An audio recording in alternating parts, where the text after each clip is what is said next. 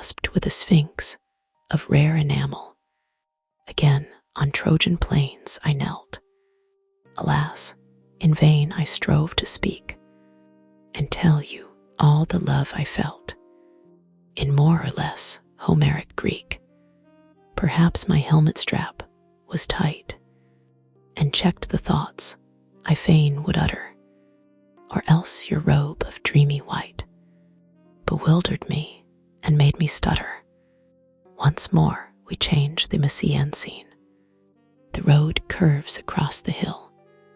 Excitement makes you rather plain, but on the whole I love you still, as wreathed in veils and goggles blue, and clad in mackintosh and leather, snug in our motor built for two, we skim the Brighton road together.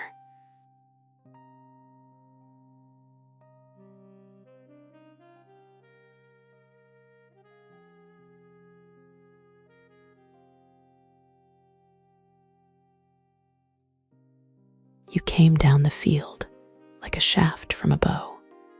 The vision remains with me yet. I hastened to check you, the sequel you know. Alas, we unluckily met. You rushed at the ball, whirling your stick like a flail, and you hit with the vugga of two. A knight in his had surely turned pale if he had played hockey with you. They gathered me up, and they took me to bed. They called for a doctor and lint. With ice in a bag, they enveloped my head. My arm they enclosed in a splint. My ankles are swelled to a terrible size. My shins are a wonderful blue. I have lain here a cripple, unable to rise, since the day I played hockey with you. Yet still, in the cloud hanging o'er me so black, a silvery lining I spy, a man who's unhappily laid on his back, can yet have a solace, may I. An angel is woman in moments of pain, sang Scott, clever poet he knew. It may, I perceive, be distinctly a gain to have fallen at hockey with you. For if you can nurse me, come quickly, come now. If you but administer balm, and press at my bidding my feverish brow with a cool but affectionate palm, if you'll sit by my side, it is possible, quite, that I may be induced to review, with a feeling more nearly akin to delight, the day I played hockey with you.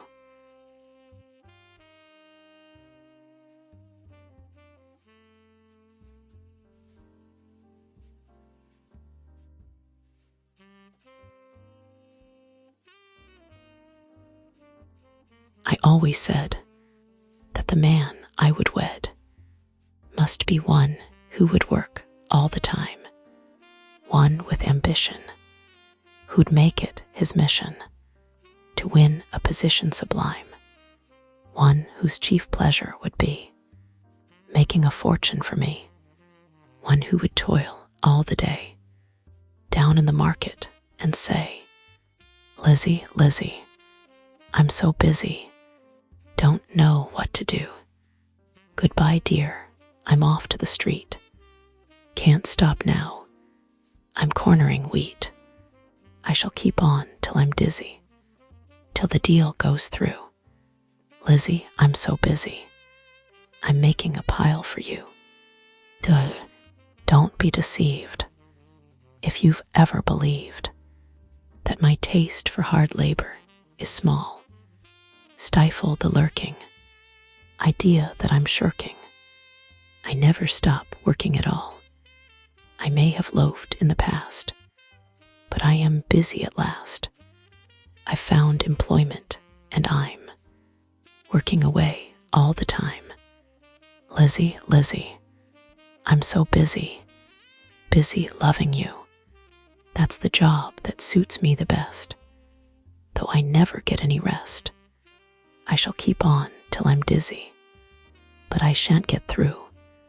Lizzie, I'm so busy. So won't you get busy too?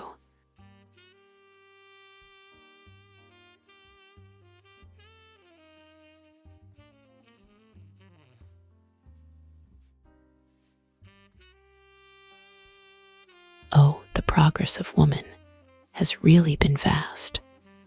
Since civilization began, she's usurped all the qualities which in the past were reckoned peculiar to man. She can score with a bat, use a rod or a cue. Her tennis and golf are sublime. Her aim with a gun is uncommonly true. But man beats her hollow at crime. The strings to her bow are both varied and quaint. There are maids who can work with the pen. There are maids who can handle the palette and paint with a skill that's not given to men. There are ladies who preach. Lady doctors there are. MPs will be ladies in time. And ladies, I hear, practice now at the bar. But man holds the record for crime. So it's hey for the jimmy, and ho for the drill, and hurrah for the skeleton keys. Oh, to burgle a house, or to rifle a till, I am more than her equal at these. She may beat me at home, she may beat me afield. In her way, I admit she is prime, but one palm at least I compel her to yield. I can give her a lesson in crime.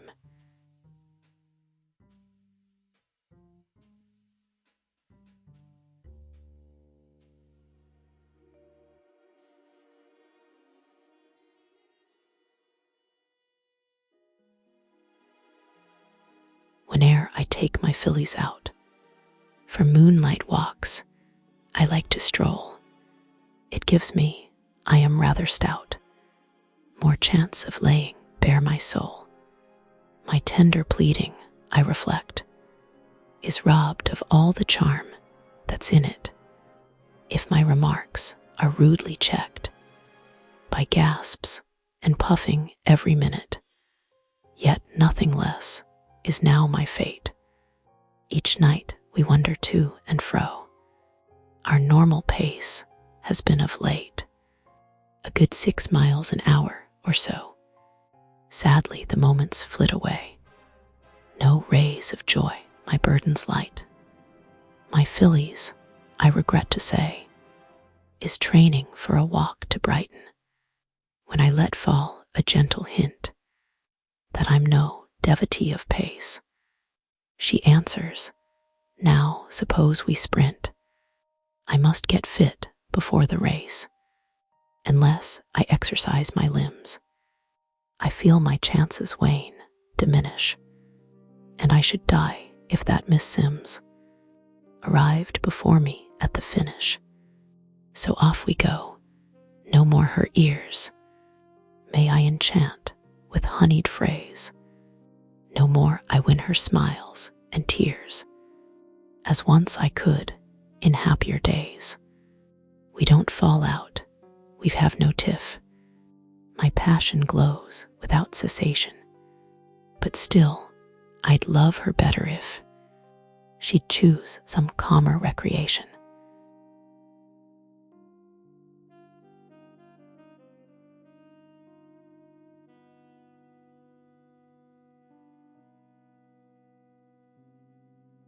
They tell me that the weather's fair, the day serene and balmy. No more for rain need I prepare. No chilly blast shall harm me. They prate of warmth, of gentle glows. They rave of how sublime it is. I shake my head as one who knows just what the British climate is. They say the trees are growing green, that flowers are in bloom, that bees and butterflies are seen. They bid me quit my room. My hat and boots to me they bear. They tell me what crime it is to stay indoors, but I'm aware just what the British climate is. The tale they tell is just the same. They told in days of yore. I know the weather's deadly game. I've seen it played before. I call it deadly, well, to those by nature such as I'm, it is. One suffers much before one knows just what the British climate is. This is my fixed resolve to keep thick clothing always handy, add extra blankets when I sleep, and not run short of brandy. I wager we'll be having snow before midsummer time it is. I'll take no risks. I chance to know just what the British climate is.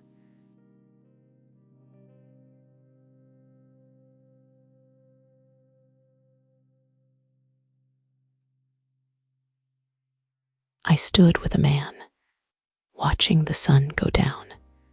The air was full of murmurous summer scents, and a brave breeze sang like a bugle from a sky that smoldered in the west, a sky of crimson, amethyst, gold, and sepia, and blue as blue were the eyes of Helen when she sat, gazing from some high tower in Ilium, upon the Grecian tents darkling below.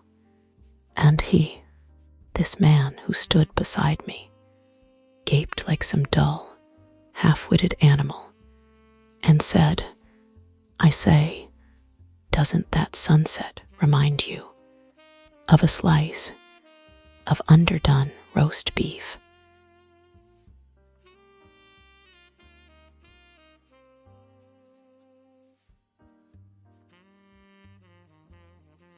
I met him in a crowd, as if with care 'twas weighted.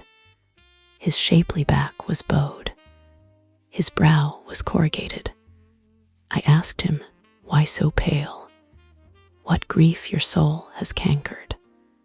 And gleaned his painful tale over a friendly tankard. Once, the said wight began, I knew not what the blues meant. I was a genial man, and never shirked amusement. I shot, I rode, I rinked, I trod the mazy measure. My life, to be succinct, was one long road of pleasure. In those delightful days, I do not mind confessing that if I had a craze, it was for faultless dressing. One night it serves to show how labor omnia vincit. I tied a perfect bow. I've not been happy since it. I worked with watchful eye, with fingers soft but wary. It seemed a decent tie, but not extraordinary. But when at length I gazed to put the final clip in, I staggered back amazed, ejaculating, rippin'. Oh, had I but the pen that serves the inspired poet, I'd try to picture then, with proper force and glow, the billowy waves of white, the folds, the spick and span knot. Were I a bard, I might, but as it is, I cannot. Suffice it to observe that on minute inspection, it showed in every curve the hallmark of perfection, the sort of tie which you, when wrapped in sweetest sleep, occasionally view, a tie to mark an epoch. That night no peer I owned, I carried all before me. Society, he moaned, united to adore me. Whenever I passed by, men stopped their conversation, drank in that perfect tie, in silent adoration. Since then, the striking feat, such dreams the ambitious male lure, I've striven to repeat. Result, completest failure, though toiling, as I say, as much as blood and fleshel. The bows I tied today are good, but nothing special. So now my fellow man I shun, no matter who 'tis. As far as mortal can, I cut my mortal duties. I seldom eat or rest. I'm gloomy, haggard, mirthless, to one who's known the best. All other things are worthless.